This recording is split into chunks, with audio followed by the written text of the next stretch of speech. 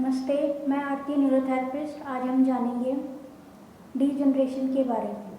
Degeneration कोई हमारी body में जो भी सेल्स हैं, यानी कि बोन्स के सेल्स हों, त्वचा के सेल्स हों या कोई भी ऑर्गन्स के सेल्स हों, तो ये सब बनते भी रहते हैं और ख़त्म भी होते रहते हैं।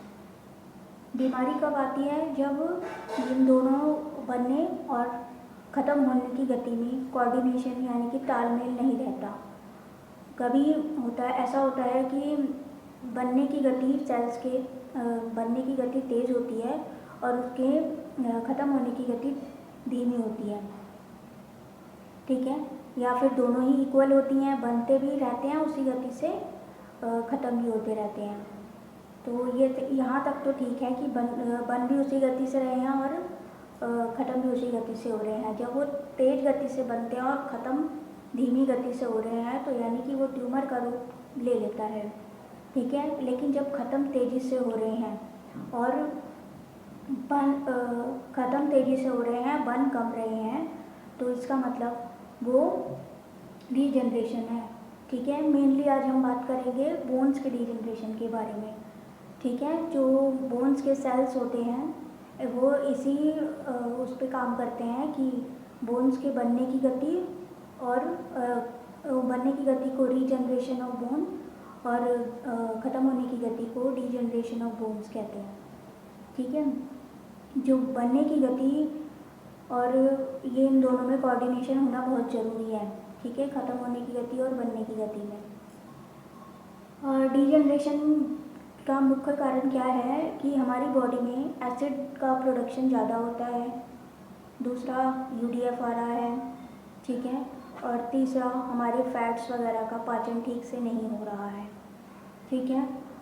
एसिड ज़्यादा बन रहा है, इसका मतलब हमारी बॉडी में जो एसिड बन रहा है, पेट में जलन हो रही है, सब तो ये किस वजह से होता है? हम पानी पी के उस एसिड को ख़राब कर देते हैं, ठीक है। हम खाने के साथ पानी पी के उसको ख़राब कर देते हैं, जो आगे पचकर हमारा कैल्शियम पचना चाहिए, हमारी आंतों और यूरिन के थ्रू पचना चाहिए, वो क्या चला जाता है? वो यूरिन और मोशन में हमारे मल में बाहर निकल जाता है हमारे शरीर से, वैसे का वैसा ही वो हमारी बोन्स में नहीं जा पाता, वो हमारे ब्लड में नहीं जा पाता, ठीक है। बोन्स और ब्लड में जाना ज़रूरी है, जिससे हमारा प्रॉपर शरीर का फंक्शनिंग ठीक से होती रहती है।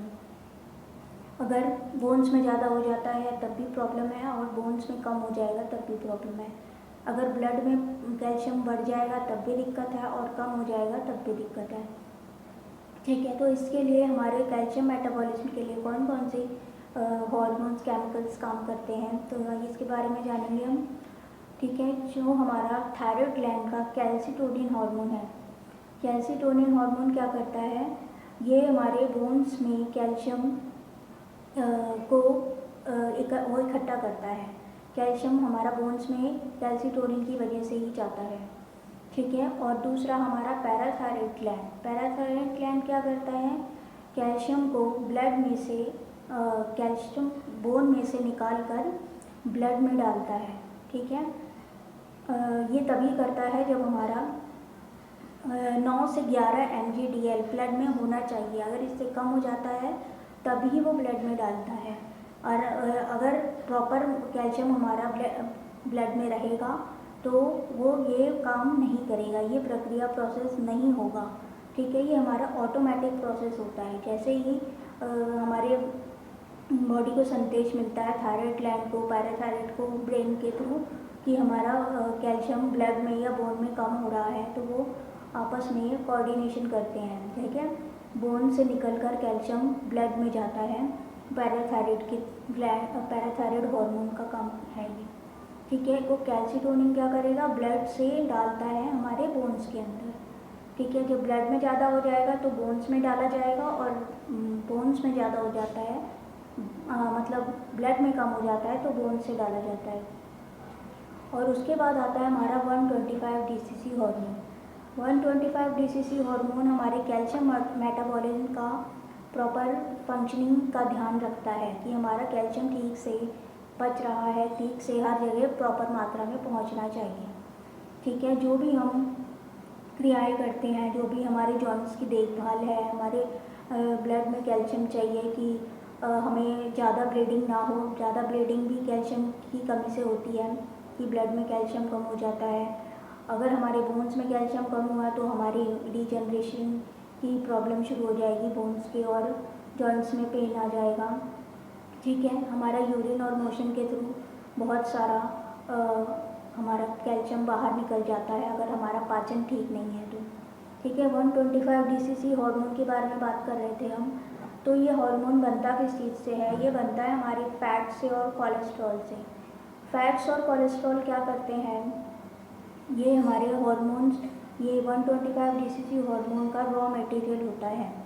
ठीक है, रॉ मटेरियल का मतलब जैसे हमें मकान बनाने के लिए सीमेंट की, ईंटों की और भी कई चीज़ों की ज़रूरत होती है, उसी तरह हमारे शरीर को भी कई चीज़ों के हार्मोन्स के जो बनाने के लिए रॉ मटेरियल कच्चा माल चाहिए। वो कहाँ से मिलेगा? वो कोलेस्ट्रॉल से मिलेगा। जो भी हार्मोन हमारी बॉडी में बनता है वो, यानी कोई भी स्टेरॉयड हार्मोन, सब फैट से, कोलेस्ट्रॉल से बनते हैं। ठीक है, फैट्स भी प्रॉपर मात्रा में हमारी बॉडी में हमको लेना चाहिए।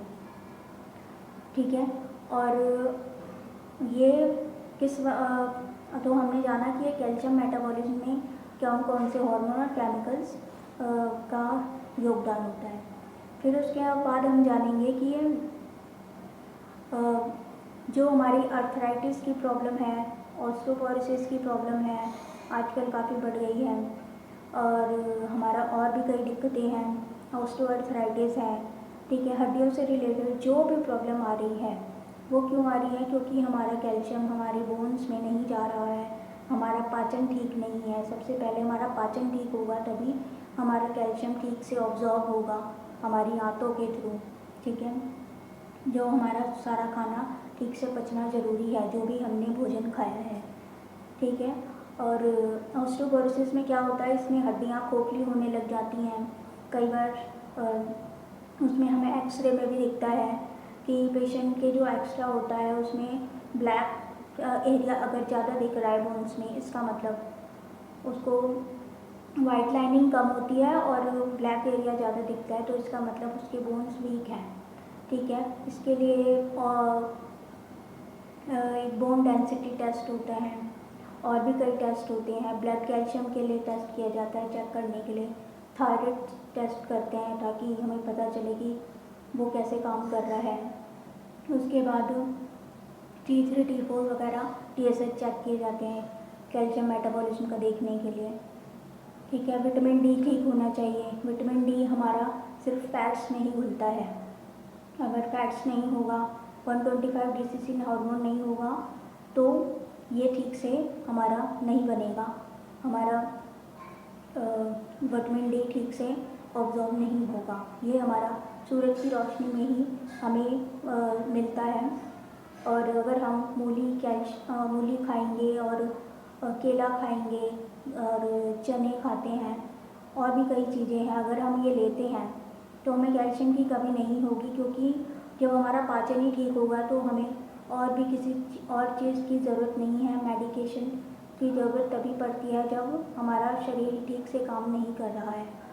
ठीक है, तो आर्थराइटिस यानी कि रूमेटॉइड आर्थराइटिस में क्या होता है? हमारे सारे जॉइंट्स में पेन आ जाती है। सारे जॉइंट्स में पेन का मतलब हम ये अपने हाथ की रिंग फिंगर होती है, इसको हम ऐसे गोल गोल घुमाएंगे, और अगर दोनों हाथ की रिंग फिंगर को गोल गोल घुमाने से अगर पेन है तो इसका मतलब इसमें आपको रूमेटॉइड आर्थराइटिस आरए की प्रॉब्लम है। उसके बाद अगला आता है ऑस्टियोआर्थराइटिस। ये हमारे मिडिल एज की प्रॉब्लम है। मिडिल एज में यानी कि आधी उम्र के बाद की प्रॉब्लम है।